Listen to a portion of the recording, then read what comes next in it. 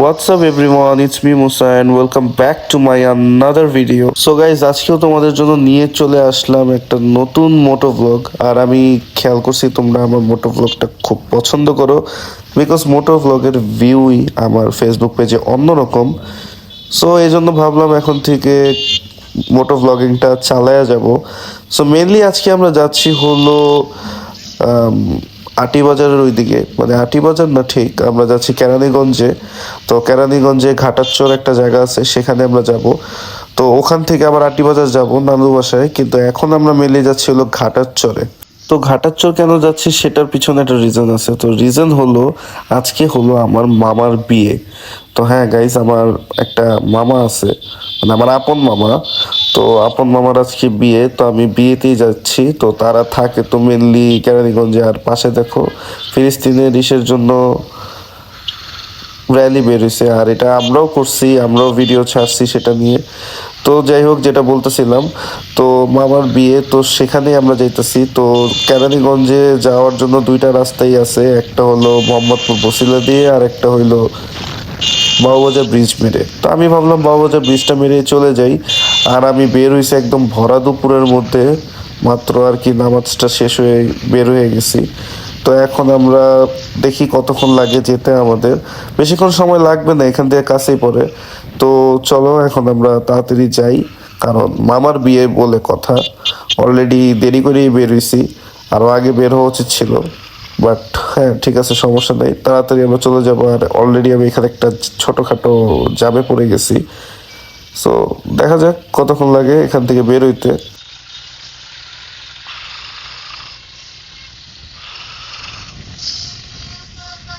তো গাইজ, আজকে যদি ওয়েদারের কথা বলি, ওয়েদারটা কিন্তু রোদ পড়লেও ওয়েদারটা খুব সুন্দর লাগতেছে। আর বিশেষ করে আকাশটা খুবই সুন্দর লাগতেছে। আর এখানে মানে আমি বাবুবাজার ব্রিজটা দিয়ে খুব কম যাওয়া আসা করি, কারণ আমার এই সাইড খুব যাওয়া হয় না। বাট বাবুবাজার ব্রিজে যখনই উঠি মোটামুটি ভালোই লাগে। কিন্তু বাবুবাজার ব্রিজে একটা সমস্যা কি, অনেক পুলিশ থাকে। তবে এখন হয়তো বা নামাজের পরপর দেখে পুলিশ তেমন নাই, বাট বাবুবাজার ব্রিজে ভালো পুলিশই থাকে। আর বাবুবাজার ব্রিজেরও কিন্তু একটা বিষয় আছে, সেটা হলো কি, যখন জাম লাগে, এরকম জামও লাগে 1 থেকে 1.5 ঘন্টা লাগে এই ব্রিজটা পার করতে। কিন্তু যখন ফ্রি থাকে মনেই হয় না যে আমরা এক সাইড থেকে কত দূরে চলে এসে পড়ছি। বাট এই ব্রিজটায় যখন জাম পড়ে অবস্থা খারাপ হয়ে যায়। তো যাই হোক, আমি যতবারই এই ব্রিজ দিয়ে গেছি কোনো সময় তেমন জামের সম্মুখীন হইনি। বাট অনেকের কাছেই শুনছি যে এই ব্রিজে নাকি অনেক বড় জামও পড়ে, 1-1.5 ঘন্টা লেগে যায়। তো যাই হোক,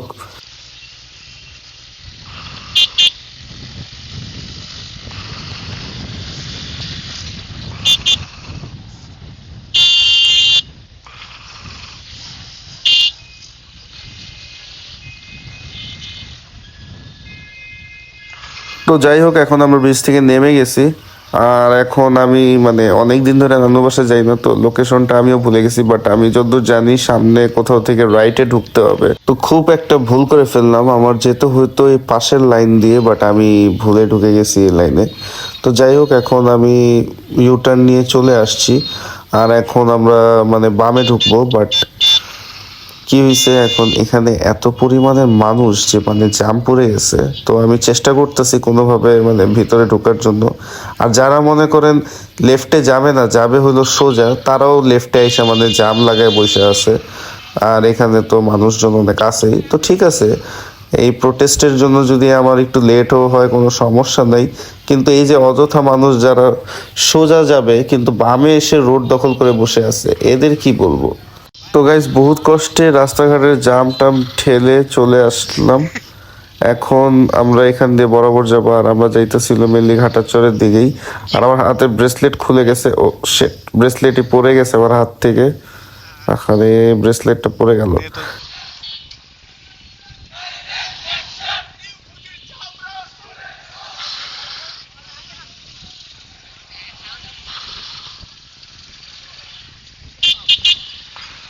তো গাইজ, এইখানে একটা জিনিস দেখতে পারতেছেনই আপনারা যে কিভাবে আমরা মানে বাঙালি সবাই মিলে প্যালেস্টাইনকে কিভাবে সাপোর্ট করতেছে। তো আপনারাও আপনাদের জায়গা থেকে বের হন এবং প্যালেস্টাইনের যে হত্যাকাণ্ড চলতেছে সে পিছনে আপনারাও রুখে দাঁড়ান, আপনারাও কথা বলুন সেটা নিয়ে।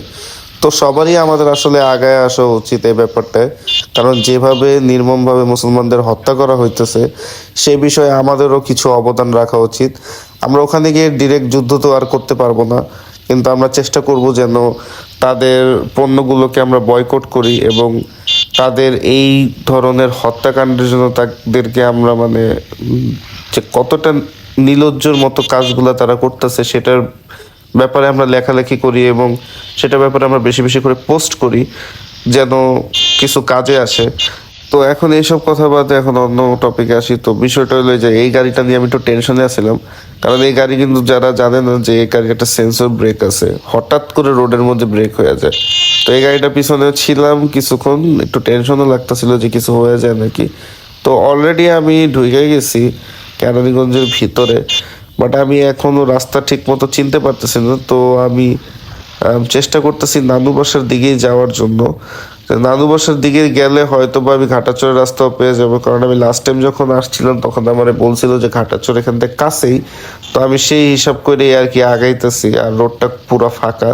টানতে খুব মন চাচ্ছে, বাট বেশি জোরেও টানা যাবে না, কারণ কেরানীগঞ্জের সাইডের রোডগুলোতে প্রবলেম হইলো কি হঠাৎ করে গাড়ি ঘুরে যায়, হঠাৎ করে অটো রিক্সা বেরোয় কই থেকে জানি না, হঠাৎ করে দেখবো এই জঙ্গলের ভিতর থেকে অটো রিক্সা বের হয়ে গেছে।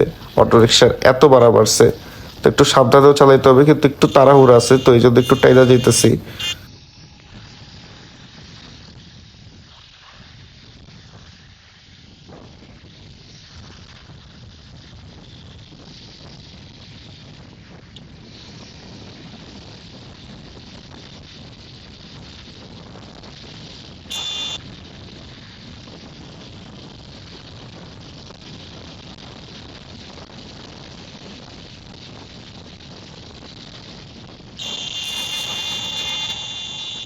তো গাইজ অনেকক্ষণ ধরে রাইড করতে করতে করতে করতে খালি ভিতরেই যেতেছি, আর মানে রাস্তায় শেষ হইতেছে না। আর এই জায়গায় প্রচন্ড গরম লাগতেছে, কেরানীগঞ্জের সাইডে খুবই গরম।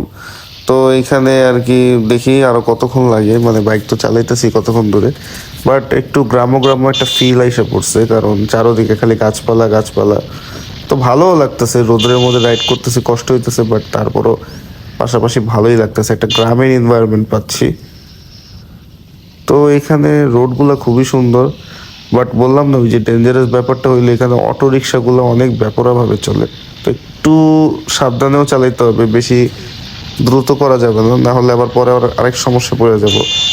তো দেখি কতক্ষণ লাগে আমি বুঝতেছিও না, রাস্তায় তো চালাই যেতেছি, খালি ঘাটাচরের লোকেশন মানুষ থেকে জিজ্ঞেস করে খালি ভিতরে ঢুকতেছি, খালি ভিতরে ঢুকতেছি। এখন জানি না রাস্তা তো শেষ হইতে,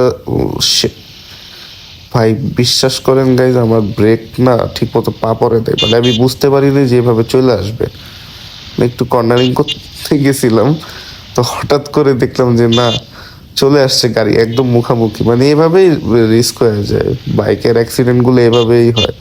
না, আমিও বুঝতে পারিনি যেভাবে চলে আসবে। যাক, তো দেখতেই দেখতে খুব সুন্দর একটা জায়গায় চলে আসলাম, চারোদিকে শুধু খালি গাছপালা গাছপালার পাশে জমি জমা আছে। তো খুবই ভালো লাগতেছে দিন দুপুরে, মানে যে রোদ্রে যে একটা রিফ্লেক্ট পড়তেছে গাছের সাথে বাড়িকে, খুবই সুন্দর লাগতেছে পরিবেশটা। আর আমরা খালি ভিতরেই যেতেছি, মানে মানুষের থেকে জেনে জেনে লোকেশন অনুযায়ী আমরা খালি ভিতরে ঢুকতেছি, বাট এখন আমরা ঘাটাচরে পৌঁছাইতে পারিনি। তো যাই হোক, আমাদের বেশি সময়ও লাগে নাই, আমরা একটু ভালো তাড়াতাড়ি চলে আসছি। তা দেখি মনে হয় মানে বরযাত্রার সাথে যে যাওয়ার প্ল্যানটা ছিল সেটা তো পসিবল হবে বললাম মনে হইতেছে না, কারণ বরযাত্রার সাথে বের হওয়ার জন্য যে সময়ের কথা ছিল সে থেকে একটু বেশি দেরি করে ফেলছি।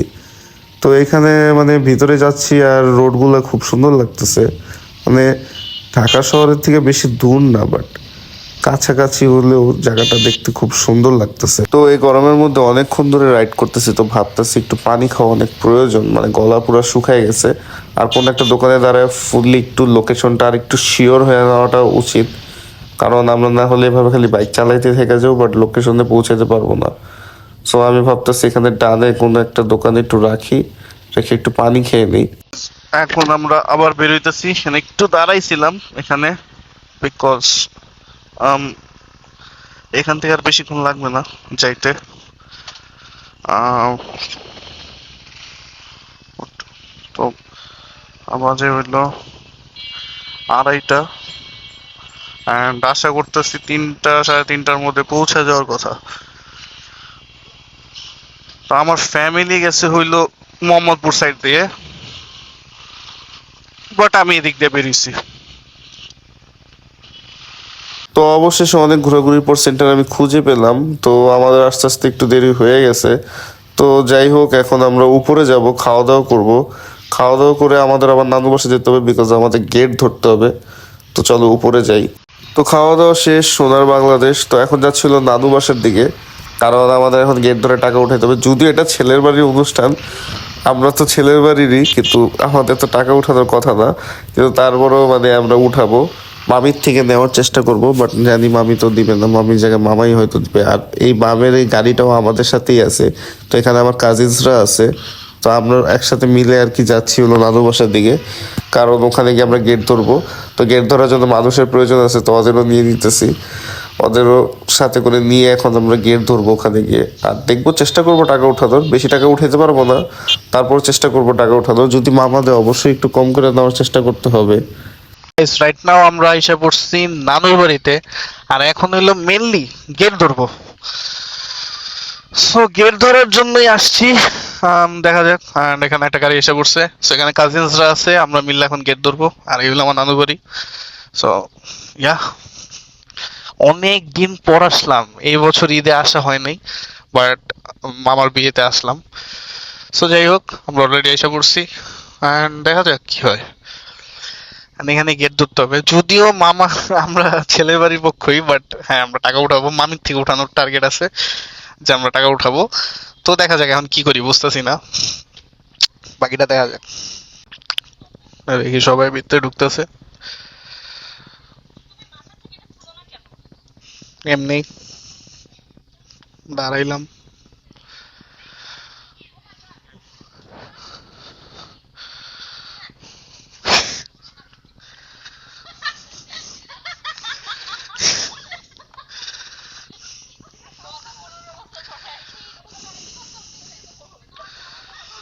Wow.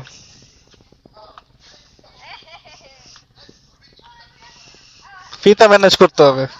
গাইজ, এখন আমরা বের হয়ে গেছি নানু বাসা থেকে। আর আমাদের গেট ধরা ভিডিওটা যদি তোমরা দেখতে চাও, সেটা অলরেডি ইউটিউবে পোস্ট করা হয়ে গেছে, ফেসবুক দিয়েও আপলোড করা হয়ে গেছে, এবং আমার পেজেও সেটা আপলোড করা হয়ে গেছে।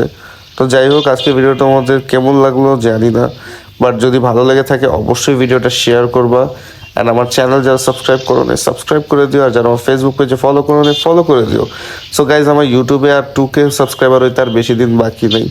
অলরেডি 1.59K তোমাদের ভালোবাসায় হয়ে গেছে। তার একটু ভালোবাসা দিয়ে আমার 2K সাবস্ক্রাইবারের যে গোলটা, সেটা কমপ্লিট করে দাও।